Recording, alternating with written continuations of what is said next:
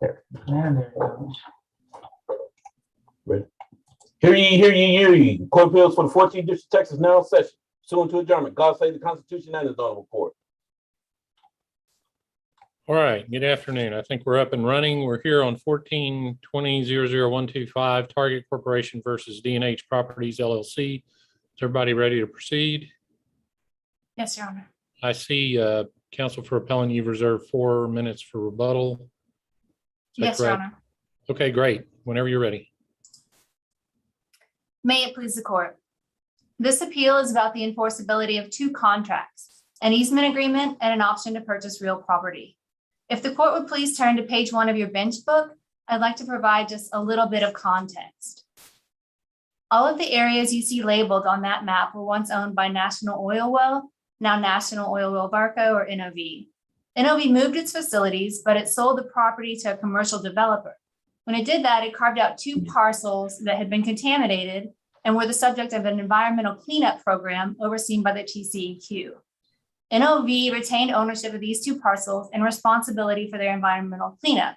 But NOV and the developer executed 2 contracts relating to the parcels, and those are the 2 contracts at issue in this case.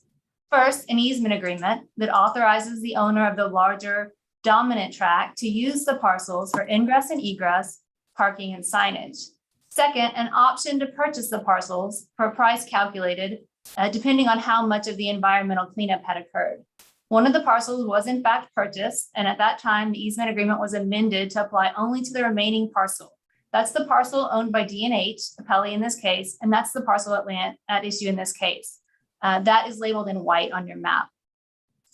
At D&H's behest, the trial court declared both contracts unenforceable, and Target challenges those holdings in this appeal.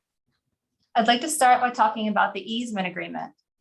The trial court held that Target's easement was void on 2 grounds: 1, the statute of frauds, and 2, public policy. Neither of these grounds is legally viable. The trial court held that Target's easement violates the statute of frauds because it does not sufficiently identify the location of the easement, citing Rebuttal versus Donahoe Creek Watershed Authority. This holding is erroneous because the easement agreement provides a detailed description of the exact property covered by the easement. If the court would please turn to page 2 of your bench book, we've quoted some of the key language from the easement agreement there. You'll see that the easement is expressly made over the surface only of grantor's property. Grantor's property is defined, and there are also exhibits attached with meets and bounds descriptions of grantor's property. That includes Exhibit B, which is a meets and bounds description of D&H's property, the same Exhibit B and meets and bounds description that you can find throughout D&H's chain of title. D&H's complaint is not really that this description isn't sufficiently specific. It's that the easement covers the entire surface of its property, but that does not violate the statute of frauds or any Texas law.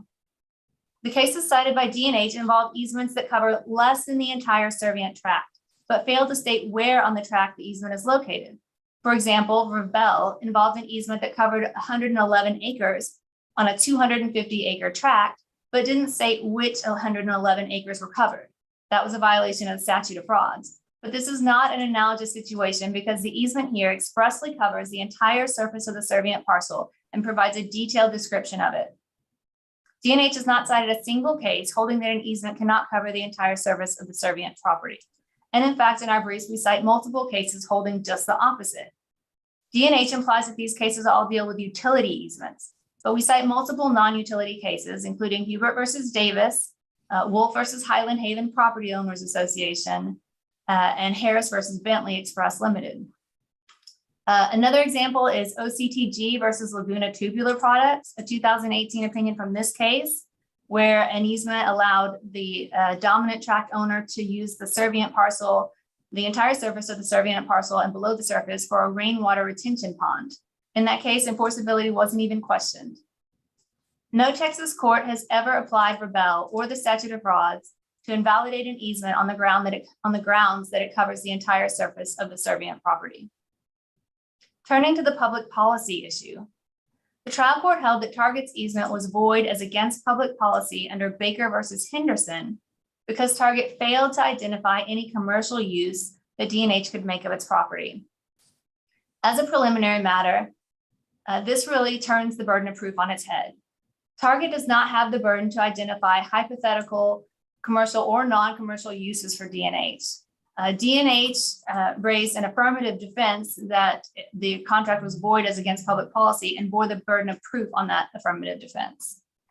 Regardless, Baker versus Henderson does not support the trial court's judgment for two reasons.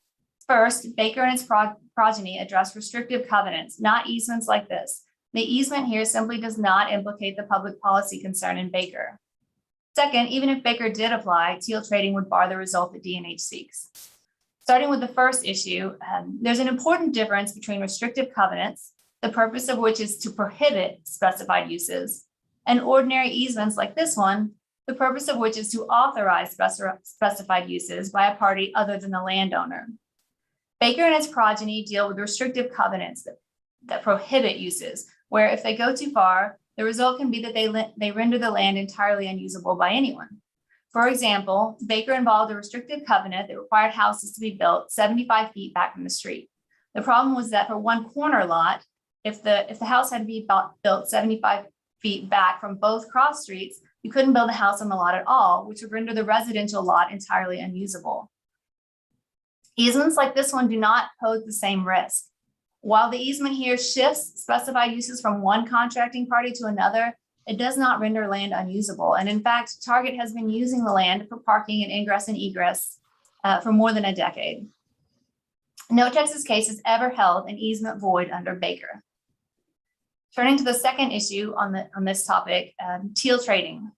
Teal trading is a 2020 Supreme Court of Texas case that involved a restrictive covenant for a residential subdivision that created a 1 foot no access easement around the neighborhood. Making the same arguments and relying on the same cases that D&H does here, the developer in Teal trading challenged the restrictive covenant on the ground that the no access easement rendered his neighboring tract of land unusable because he could not connect its roads. The Supreme Court rejected these arguments, and if you'll turn to page 3 of your bench book, we've quoted some of the key language there. First, the Supreme Court stated that courts should exercise restraint when it comes to invalidating contracts on the basis of public policy. And this is consistent with Texas's strong public policy favoring enforcement of freely negotiated contracts. The Supreme Court of Texas recently reiterated that policy in Bombardier Aerospace, which is quoted on the bottom of page 3 of your bench book. Turning back to Teal trading, consistently, the Supreme Court held in that case that it's the legislature's prerogative to decide public policy. And since the legislature had enacted statutes that prohibited some forms of restrictive covenant, but not the one at issue in the case, that was not void. D&H tries to distinguish Teal trading because it involved restrictive covenants for a residential subdivision, which are specifically addressed in the property codes. The problem with that is Baker also involved a restrictive covenant for a residential subdivision. So if the distinction between residential restrictive covenants and commercial easements takes this case out of Teal trading, it also takes this case out of Baker, leaving D&H with no authority for its public policy argument. Finally, I'd like to turn to the option contract. The trial court held that a tax foreclosure that Target was not a party to and did not receive notice of extinguished Target's option to purchase D&H's property. This holding was erroneous for 3 reasons, and I'd like to list them and then get into more of the details. First, nothing in the tax foreclosure judgment or deed purports to extinguish Target's option. Second, under Texas law, the tax foreclosure judgment is only enforceable against parties to the suit, and Target was not a party to the suit. And third, if the tax foreclosure judgment did purport to extinguish Target's option, and if Texas law did allow enforcement of judgments against non-parties, that would result in a violation of Target's due process rights here. You'll turn to page 4 of your bench book. On the top half of that page, we have language quoted from the tax code, the tax foreclosure judgment, and the tax foreclosure deed. You'll see that each of these defines the interest conveyed as the interest owned by the defendant or defendants in the tax foreclosure lawsuit. Target was not a defendant in the tax foreclosure lawsuit, and its option is not an interest owned by any defendant in that suit. The only defendant in that suit was Biloxi, D&H's predecessor. The fact that the tax foreclosure judgment indeed only referenced property interests owned by defendants in the tax foreclosure suit is consistent with Texas law that a tax foreclosure judgment is only enforceable against the parties to the suit. If you look at the bottom half of page 4 in your bench book, we've quoted some of the key language from Security State Bank and Trust versus Bexar County, a leading case on that rule. As the Security State Bank Court discusses, the effect of this is not to invalidate the judgment or the sale. The tax foreclosure judgment is valid and binding on the parties to the suit, and the sale is valid, but the non-party's interest is not extinguished. DNH response. Ms. Davis, can I interrupt you for just 1 second? Yes, please. One of the conclusions of the trial court was that DNH has good and perfect title subject only to the exceptions in section 34.01. Do you agree generally with that statement? And if so, into which exception does the option contract fall? So our position on that is that it's not, there's a question about whether or not a tax foreclosure judgment actually can extinguish an option. It's not one of the things specifically listed in the statute.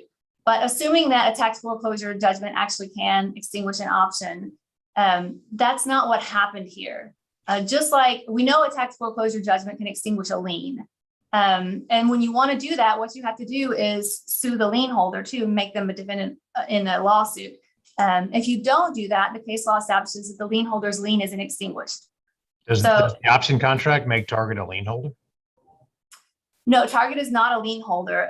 We're analogizing to lien holders because, as I said, DNH hasn't cited any case where an option was ever extinguished by a tax foreclosure, and we haven't found one. So we don't know that that's even possible, but assuming that that's possible, in cases where it is possible, such as a lien holder, you're entitled to notice of the suit and to be a party to the suit. And that's consistent with the language in the judgment and the deed, which is what's conveyed here is the property interest that was owned by the defendants in the lawsuit.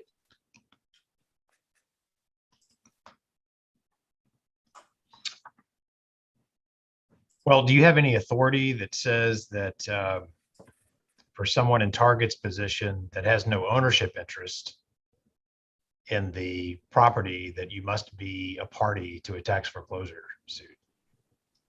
So we haven't found even a case where anyone ever argued that a tax foreclosure suit extinguished an option contract.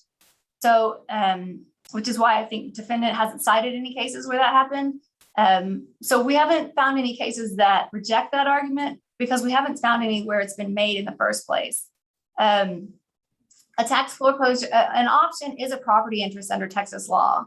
It's not, so we own a property interest of our own. It's not just a security interest like a lien. So it is distinguishable from a lien in some ways. But regardless, the due process analysis that applies to liens still applies to the owner of an option contract. And if you look at Security State Bank and the cases in that same line of cases, they all talk about the due process requirements, and all of that due process analysis is equally applicable to an owner of property interest like an option contract. I see that my time is out, and I will see the remainder of my time for a rebuttal. All right, Justice Jewell, do you have anything further in that discussion? Nope. Okay, Mr. Green. Thank you, Your Honor. Bill Green on behalf of DNH in this case. I'm going to start in the reverse order and address the foreclosure issue. Section 34.01 in the tax code is very plain. A purchaser at a foreclosure sale takes good title to the property subject only to a right of redemption, a recorded restricted easement, restricted covenant, or a valid easement. That is clear. The statute is plain. And the statute also says it refers to an interest owned by the defendant. Target does not own an interest in this property. The only exception to what I just quoted from 34.01N is a judicially crafted exception that a lien holder or an owner must also be made a party to a tax foreclosure. It does not say there's no case that says the owner of an option, a lessee, or anyone else or anybody else that might have some sort of contingent property interest has to be a party to this case.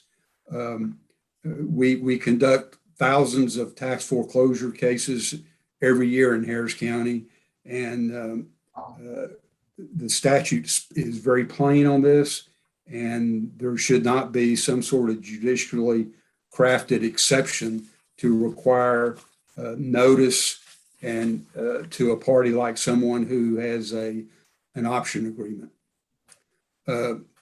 Going back to the easement itself, if you read the easement, the first thing that strikes you is that the easement says it is not a non-exclusive easement. And in section 2 of the easement, which is what we're really focused on, it says it's a limited purpose easement. We in our brief articulated 3 separate independent reasons why this easement is not enforceable. The first is it violates the statute of frauds. The second is, as construed, it prohibits use by D&H, the owner of the serving estate. And number 3, Target did not acquire the easement. Counsel for Target didn't refer to this third reason in her argument, but I will refer to it in my portion of the argument. Target on page 9 of its reply brief referred to the easement saying that the easement holder can enter and exit anywhere. The easement does not say that.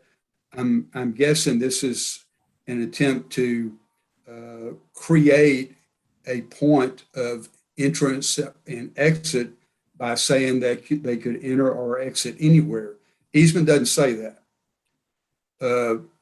Target makes much of this, the Vrabel case that we cited, by saying it is only applicable because there are 2 separate tracts of land and the holding should be limited to that. Now, the opinion in Vrabel, when it's published, it says nothing about the holding being based on two tracts of land. The holding simply says that when no location or description of a point of ingress and egress can be ascertained, the easement is unenforceable because it violates the statute of frauds. We also cited in our brief 2 other cases on this point. One is the Rubel's case, which cites with approval the Vrabel case. And like counsel says, they don't invalidate an easement, but they state the point of law that is applicable here. The case is still authority regardless of whether an easement was invalidated based on the legal point. We also cited the Double Diamond case, which doesn't cite Vrabel, but makes the same point that the easement is not located and therefore is unenforceable. Target relies and goes to great lengths about talking about blanket easements. Blanket easements is really a subset of easements in Texas and were created first many, many years ago when property values were not what they are today. And they were used by utility companies and pipelines to have an easement across all of the landowner's property.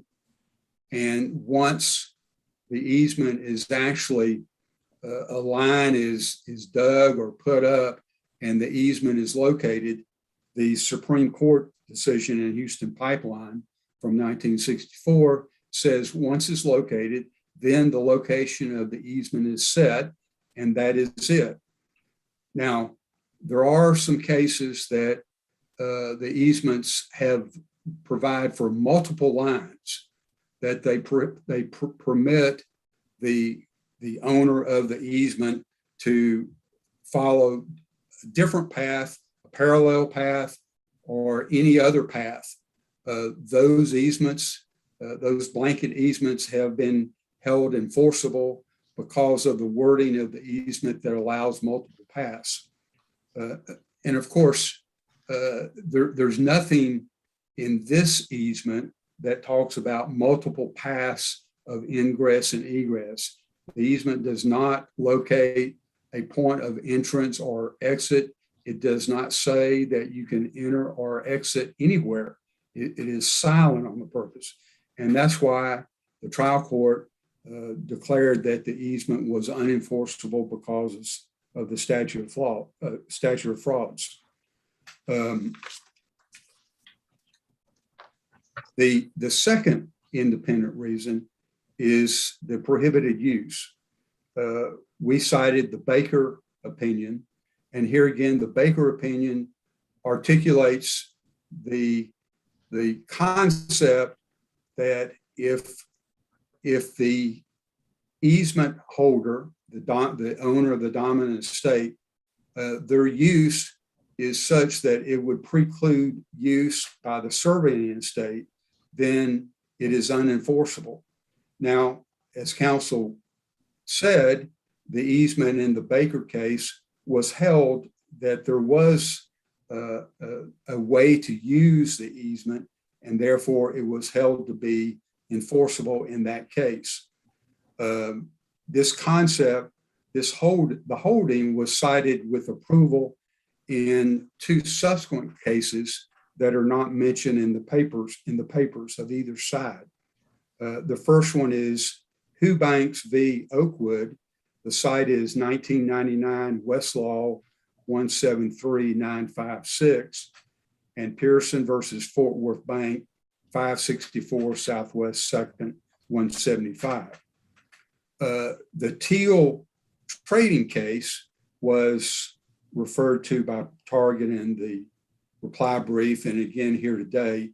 Teal trading case was a restrictive covenant that provided for an easement along a narrow strip of property. That restrictive covenant was in a residential development.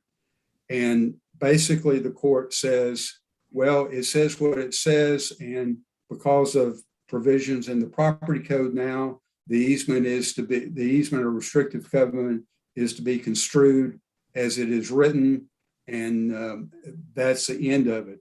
But that case is based on restrictive covenants in residential developments, and it's based on Chapter 202 of the Texas Property Code, which is limited to residential developments.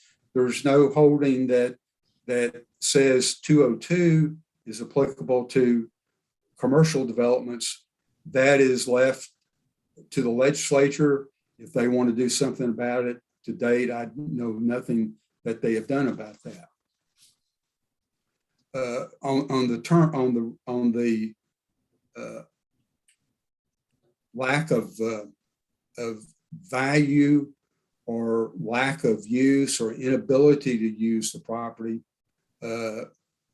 representative of my client was qualified as an expert on real estate values. He also testified as the owner, and he says based on his experience as a real estate expert, and his qualifications were not objected to at the time of trial, he says this property has no value to him. And in fact, Target's witness testified that he could not think of any commercial use that could be maintained with this property, given Target's position that they're entitled to use the entire property to the exclusion of my client. In fact, we had to go to the courthouse at the trial court to allow to modify the injunction order to allow some parking on the property, which Target objected to, but the trial court allowed a modification to the injunction to allow that use. And we used the property for parking prior to the lawsuit being tried in the court's decision. The final independent reason why this easement is not enforceable is that the easement was not conveyed to Target's predecessor. Woodland Heights conveyed this property to Sawyer Heights, and the easement is an exception on the deed, and therefore the easement was not conveyed. It would have been easy to convey it by putting it in the deed as conveyance, but that was not done. We cited the Mahan case, which we believe is on all fours in that there was a conveyance. The conveyance document did not refer to the easement in the conveyance document, but had an exception, an exhibit exception to the easement. And the court says that the fact that the easement document did not convey the easement and there was an exception listed as an exhibit to the deed, then the easement was left with the original owner and was not conveyed. Target cites the Cook opinion as relevant to this. Cook is the reverse of Mahan. In Cook, there was a conveyance of the right of ingress and egress. In other words, a conveyance of a road easement. And there was an exception on an exhibit that said it was subject to all valid easements. Well, the issue in that case was the party contended that the easement was not conveyed because of the exception. That's the reverse of what we have here. There's also the site of the Terry Road case, in which there was, again, a mirror or reverse of what we have here, in that the document conveyed a tract of land to someone, but listed as an exception some property that was at issue with a fence and located on a survey. And the people involved with the fence and this survey, tiny survey property, contended that because it was an exception to the deed, then the grantor kept this small piece of property. The court, again, same theory, said because of the conveyance document specifically conveyed all of the property by meets and bounds, the exception did not grant any benefit to the litigant in that case and did not reserve that particular piece of property. Mr. Green, if I could interrupt you briefly and go back to your first argument regarding the easement. This particular easement describes the total property by meets and bounds, does it not? And It does. It does. All right. And so it states that the easement covers that property. So I'm trying to understand, and would you clarify for me the significance of the points of ingress and egress that you were talking about? The significance is the Vrabel opinion that says in order to it says squarely to satisfy the statute of frauds, the document, the easement must have a location described for points of ingress and egress. If it does not, it violates the statute of frauds. Okay. I also see my time is up. Are there any other questions from the panel? All right. Thank you, Mr. Green. We're ready for rebuttal when the clock gets reset. Thank you, Your Honor. Go ahead. So like opposing counsel, I'd like to take these in reverse order and start with the issue that D&H raises an alternative argument in the trial court and in the appeal. And this is an argument that Target can enforce the easement agreement because Woodland Heights never properly conveyed the easement to Sawyer Heights, and therefore Sawyer Heights couldn't have conveyed it to Target. As an initial matter, this is not a basis on which the trial court's judgment can be upheld. The trial court held that the easement was void, not that Target didn't own it. So this is an alternative argument that affects the outcome of it could affect the outcome of the case, but it's not a basis on which the trial court's judgment can be held. Regardless, this court's 2019 opinion in Cook versus Nisimov defeats D&H's argument that the permitted exceptions in the deed excluded the easement from the conveyance. I want to talk about two things in this. One, the difference between an exception and a reservation. A reservation is when a grantor owns something, and then when he deeds away the property and he wants to reserve something that he owns and keep it, that's a reservation. When the property is subject to a burden owned by a third party or a burden against the owner, that's an exception. And so whenever you list something that you own as a reservation, you keep it. And that's kind of what D&H is arguing the exceptions are here. But an exception is different. It invokes a burden on the property that it's typically one that's owned by a third party. And if you look at the easement agreement, it actually creates two separate easements, not just Target's easement, the easement that's at issue in this appeal, but also an easement in favor of the servient tract, an easement for D&H that allows access across the dominant tract to get to the servient tract. This is the only way D&H can get to its property, by crossing the dominant tract. That's the easement that's intended to be referenced in the exceptions, because it is in fact a burden on the dominant tract. And so when Woodland Heights sells the dominant tract to Sawyer Heights, it has to note all the burdens against the property that are not covered by the warranty. These are basically limitations on the warranty of the deed. And that's consistent. If you look at the exceptions, everything listed there is a burden on the property, just like that. So when that reference is the easement agreement, the reference to the easement agreement there is plainly a reference to the easement in favor of D&H, not Target's easement. On top of that, he talked a little bit about the Mahan case, and I want to say, to the extent there's any conflict between Mahan and Cook, Cook is this court's opinion, so it controls, but we don't think there is a conflict because we think Mahan is distinguishable. The easement in Mahan was included in the list of reservations and exceptions. So it wasn't a problem for the court there to treat it as a reservation. It wasn't listed in a list of just exceptions. It was reservations and exceptions. So that could have been a reservation, and that's how the court treated it. Also, the easement in Mahan referenced an easement agreement that created only one easement. So it was clear exactly which easement the deed was referencing, and it could only be the easement against the property. And that easement also did not say that it runs with the land. The easement here expressly says that it runs with the land. So it's an easement appurtenant, which means it automatically transfers with the property, whether you say it does or not in the deed. And this court also mentioned that in the Cook case.